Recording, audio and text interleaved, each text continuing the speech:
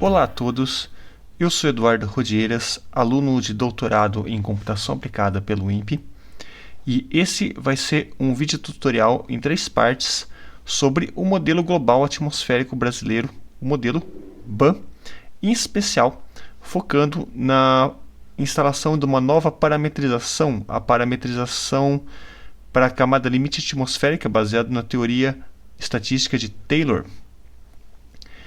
Esse vídeo eu vou estar falando um pouco da parte mais teórica, do que é o modelo, né? Eu vou mostrar um pouquinho onde está esse modelo, o que é essa parametrização, o que é a camada limite,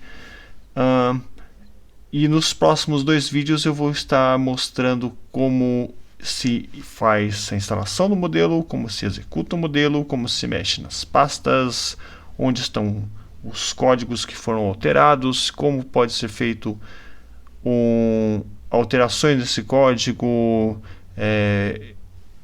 interferências na execução do código. E agora vamos começar com o que é o modelo BAN. O modelo atmosférico global brasileiro, o modelo BAN, ele é um modelo desenvolvido pelo Instituto Nacional de Pesquisas Espaciais e é responsável pela execução operacional de modelos de previsão numérica do tempo, previsão climática e de previsão ambiental. O Brazilian Global Atmospheric Model, a sigla BAN, é um modelo de previsão numérica de escala global. Existem modelos regionais e modelos globais. Esse é o nosso modelo global. O modelo regional seria o BRAMS. O foco desse modelo é reproduzir fenômenos atmosféricos sazonais típicos aqui da região da América do Sul. E ele funciona resolvendo um núcleo dinâmico de processos físicos não lineares, onde ocorrem parametrizações físicas. O foco especial aqui será a parametrização na camada limite atmosférica. É um código hidrostático tridimensional, onde essas equações vão ser discretizadas espacialmente usando métodos espectrais. Ele já vem com parametrizações na camada limite planetária. Ele tem a parametrização de segunda ordem de Mellor e Yamada, a parametrização de Host-Lagg-Boville e a parametrização de Sung-Soo Park. Essas duas últimas de primeira ordem. Aqui eu vou estar introduzindo a nova parametrização também de primeira ordem, que é a parametrização baseada na teoria estatística de Taylor.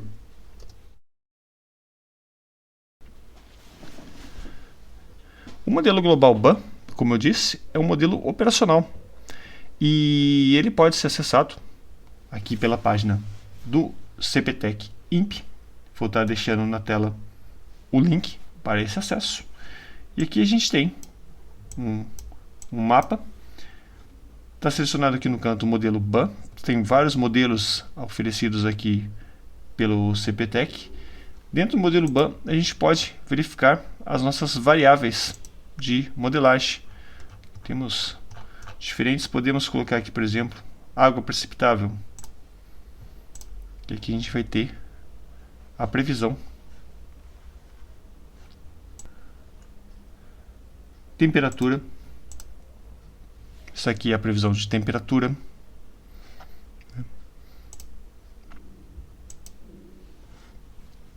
Existem diferentes rodadas que foram feitas. Aqui está na mais recente. Pode ser rodada de 24 horas, 48 horas, 72 horas anteriores. É exatamente esse modelo disponível que a gente vai estar mexendo. Agora, vamos falar um pouco sobre o que é a camada limite atmosférica, qual que é o seu papel dentro da atmosfera terrestre. Aqui à direita nós temos uma ilustração representando um corte vertical da atmosfera terrestre de aproximadamente 100 km do chão até o topo. Temos aqui no meio essa curva vermelha que seria a temperatura média da atmosfera, variando entre 180 a 280 Kelvin, sendo no solo ali aproximadamente seus 290, uma temperatura ambiente, vai diminuindo até que a tropopausa no final da troposfera, pouco mais de 10 km. Essa temperatura volta a esquentar dentro da estratosfera até a estratopausa. E ali numa altitude já próxima já dos 50 km, ela volta a cair bastante dentro da mesosfera. E na mesopausa ela volta a crescer na termosfera, já em uma altitude bem elevada. Temos a definição de Halton dizendo que aproximadamente 80% da massa de toda a atmosfera está contida abaixo dos 10 km, aqui embaixo, na troposfera, próxima à superfície. E a altura da atmosfera não é definida. Esse é um corte de 100 km, mas a atmosfera não tem um topo. Não tem como definir onde termina a atmosfera. E esses pontos de inversão do gradiente de temperatura, essa curva vermelha, que a gente faz a divisão da atmosfera em troposfera, estratosfera, mesosfera e termosfera. Onde fica a camada limite? A camada limite vai ficar embaixo de tudo isso. Nessa linha amarela aqui embaixo, na proximidade com o solo aqui no comecinho da troposfera, que na definição de Stuhl é uma porção da atmosfera diretamente influenciada pela superfície terrestre. E a resposta às forças da superfície vai ocorrer numa escala de tempo de aproximadamente 1 hora ou menos. Vamos olhar de perto aqui um corte de 2 km do chão na atmosfera, onde a gente vai ter contido desses 2 km aqui a nossa camada limite. A camada limite ela vai variar de altura dependendo da hora do dia, da região, mas aproximadamente dentro de 2 km a gente consegue observar bem essa camada, geralmente abaixo desse valor. Aqui eu tenho um corte de 2 km a partir do chão, observado na hora mais quente aqui do dia. Coloquei aqui às 12 horas ao meio-dia, onde temos correntes de calor vindo do Sol que estão gerando turbulências aqui dentro dessa camada limite. Essa convecção gerada vai gerar a chamada camada limite convectiva. Ele vai bater aqui nesse H, essa linha vermelha, que seria o topo aqui da camada limite, mais ou menos próximo ao começo aqui da formação de uma nuvem. Acima disso temos a chamada atmosfera livre. Essa turbulência que define essa camada limite que está contida aqui embaixo é a turbulência convectiva, nesse caso, gerada pelo calor ascendente. Mais tarde, aqui às 18 horas, quando o Sol já está se pondo, o calor começa a cessar. Não temos mais o calor vindo diretamente do chão para alimentar essas plumas de calor. E a camada limite convectiva começa a perder a força. Ela continua com a sua turbulência aqui, mas não está mais vindo muita influência aqui do chão. E depois que o Sol já se pôs, temos aqui à noite, às 21 horas. O que tinha da camada convectiva se tornou aqui uma camada limite residual. Temos ainda alguma turbulência aqui fraca aqui dentro, mas a nova camada limite que se formou à noite vai ser uma camada limite com turbulência puramente mecânica do vento em contato com a superfície. Essa é chamada camada limite estável, que ela vai ser bem mais baixa. Ela está aqui o H está definindo aqui a altura da camada limite. Acima do que sobrou da antiga camada limite convectiva, da camada residual, temos uma camada de inversão de temperatura e atmosfera livre. continua acima. No dia seguinte, temos aqui uma visão às 6 horas da manhã. O Sol começa a nascer e uma nova camada limite convectiva começa a se formar. Esse é o chamado ciclo diurno da camada limite.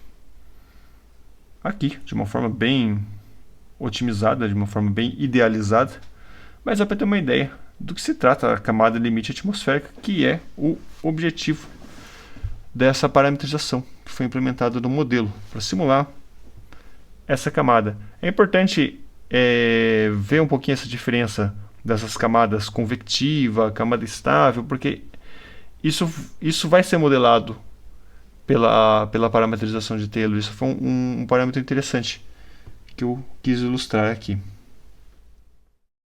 Para falarmos da parametrização, vamos começar com essa simulação de uma medição de velocidade do vento dentro da camada limite. Imagine que isso daqui foi uma medida de velocidade. Isso aqui é um dado sintético, um dado gerado, mas que simboliza um vento de velocidade aqui entre 0 e 10 km por hora, medido próximo à superfície, num período aqui entre 12 e 14 horas, aproximadamente 2 horas. A gente percebe que essa velocidade do vento ela vai variando, né? Ela aumenta, ela diminui de acordo com esse gráfico aqui estocástico. E essas variações na velocidade do vento, se a gente olhar um pouco de longe aqui, dá para ver que sobe, desce, ele tende a uma curva de mais longo prazo dentro dessas pequenas variações de curto prazo, dessas turbulências. Então tem várias escalas, na verdade, de variação dentro dessa medida. Mas existe uma linha de tendência. Essa linha central que a gente consegue observar aqui, ela forma meio que um contorno do que o vento subiu, do que o vento diminuiu dentro desse período de 2 horas. Mas mais importante do que isso, a gente também olhando para esse gráfico, a gente consegue ver o quanto que esse gráfico variou dessa média. É essa quantidade de turbulência que é interessante. Essa quantidade de turbulência que a gente quer simular, que a gente quer medir. Se a gente for separando essa medição em tempos menores, lembra da definição de Stuhl, que dentro da camada limite a gente vai estar medindo influências no intervalo de 1 hora ou menos, que isso é o que caracteriza a camada limite. Então vamos dividir esse espaço aqui em espaços menores. A gente vai encontrar médias de cada um desses espaços de tempo e variações de turbulência. A gente pode aumentar a resolução disso, colocando medidas em intervalos de tempos cada vez menores e encontrando médias cada vez mais próximas da curva, até a gente chegar bem perto daquela curva central que a gente viu no começo desse desenho. Aqui com medições bem pequenas, aproximadamente a cada 10 minutos ou menos, a gente já vai ter nos pontos cor-de-rosa quase que a linha central. E para cada uma dessas linhas médias, vamos chamar ela de um valor U barra, a gente vai ter um ponto máximo de variação turbulenta dentro desse espaço que foi medido, chamar apenas de U. E a diferença entre esse U medido e a média desse intervalo, a gente vai chamar de U'. É justamente isso daí que é a quantidade de turbulência nesse período de tempo.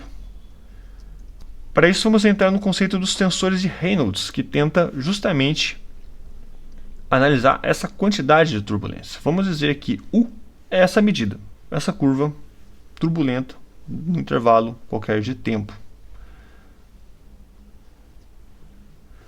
Dentro dessa curva, a gente vai ter vários pontos de medidas. Ponto U1, U2, U3, assim diante até UN.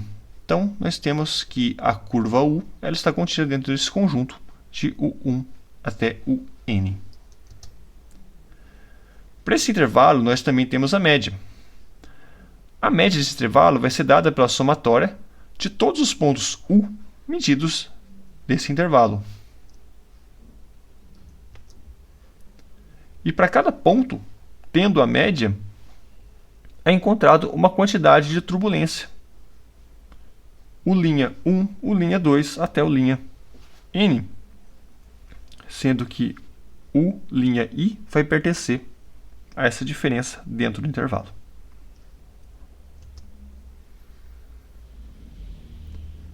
Se a gente for pegar uma segunda medida no mesmo horário, mas digamos numa direção diferente do vento, a gente vai obter uma segunda curva, uma curva V.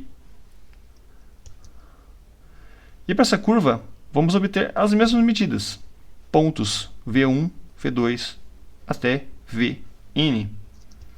E da mesma forma, conseguimos a média V barra dentro desse intervalo, fazendo a somatória de todos esses pontos medidos e dividido pela quantidade dos pontos medidos.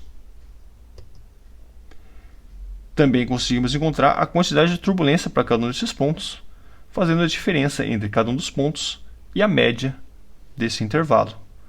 Com isso, conseguimos a quantidade de turbulências de um intervalo medido para cada um dos seus pontos em duas direções diferentes do vento num dado período.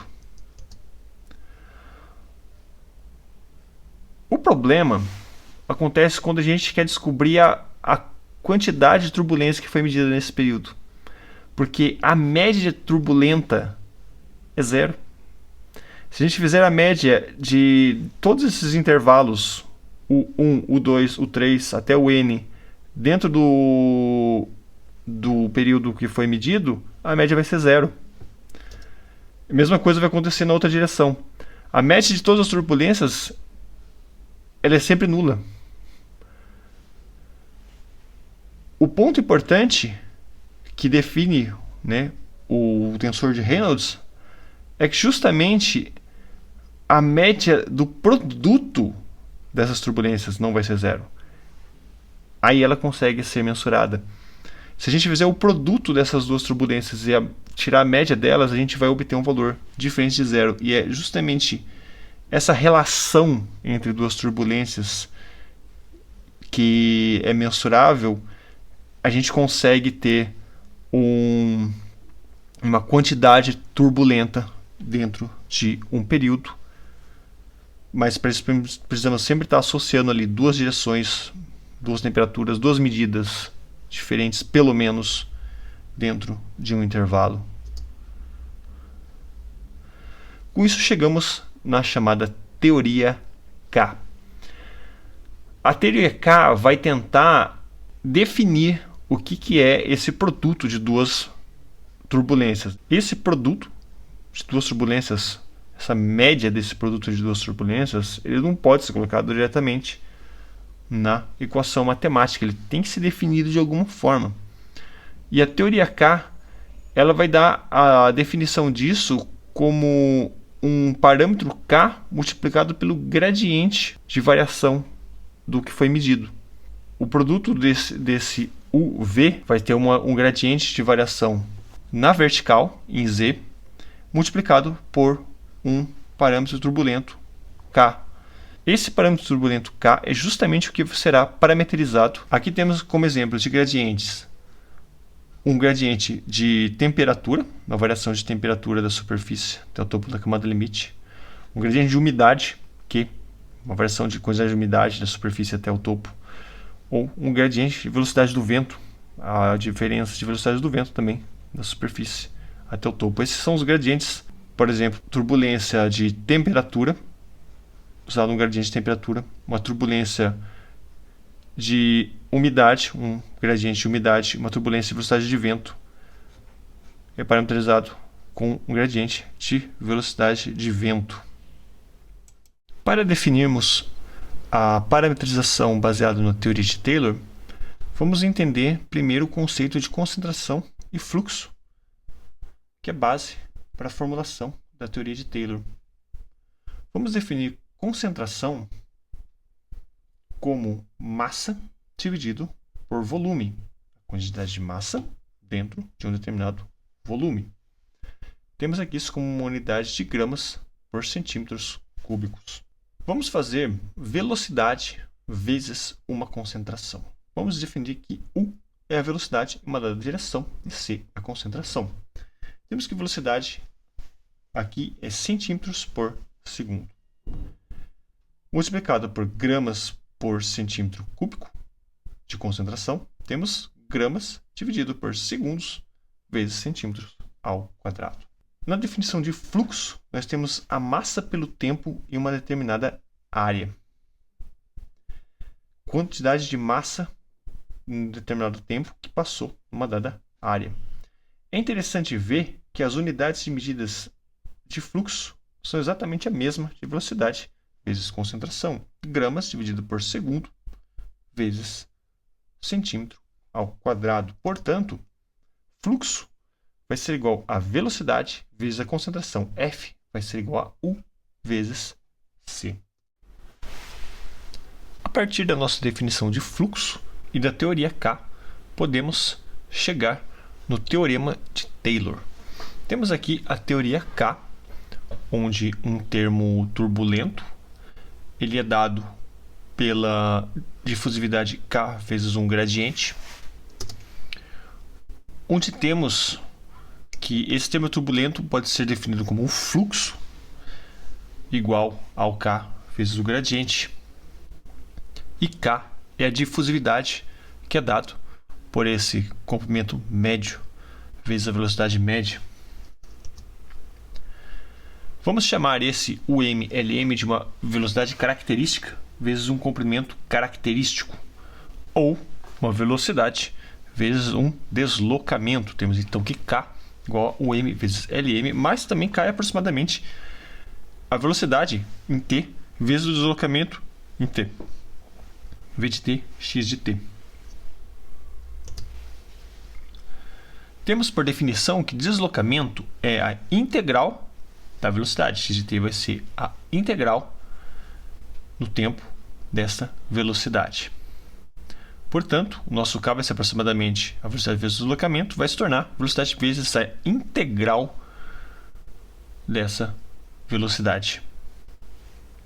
Vamos substituir essa difusividade pela derivada do produto de dois deslocamentos. Isso vai ser igual à nossa integral. Aqui, vamos pegar o termo que está multiplicando a frente da integral e adicionar dentro da integral. Temos a integral do produto de duas velocidades, enquanto que temos a derivada de dois deslocamentos. Contudo, turbulência não pode ser medida de uma forma discreta. A turbulência é um valor médio. Vamos fazer a média desses dois termos dentro da nossa derivação e da integração. Vamos acrescentar o termo ρ, que é uma função de autocorrelação, transformando aqui a nossa velocidade num quadrado. Resolvendo algebricamente essa equação, nós temos aqui a forma final do teorema de Taylor, que é a base da parametrização de Taylor que foi implementada no modelo global BAN. A parametrização de Taylor ela não é utilizada diretamente da teoria, ela é trabalhada algebricamente e nós chegamos aqui no comportamento assintótico para longos períodos de difusão, onde esse K, o nosso termo turbulento, numa direção alfa, pode ser XY, pode ser direção Z vertical, esse K em uma dada direção, ele vai ser dado por essa expressão, onde sigma ao quadrado vai ser a variância da velocidade do vento, beta-i é uma escala de correlação e fi de zero vai ser o espectro adimensional na origem, tudo dividido por 4. Temos também o comprimento de Monod-Bukov, L, que é dado por uma velocidade de fricção dividida pela constante de von Karman, um termo de flutuação e um fluxo de calor. Esse comprimento ajuda a saber qual é a estratificação da camada limite.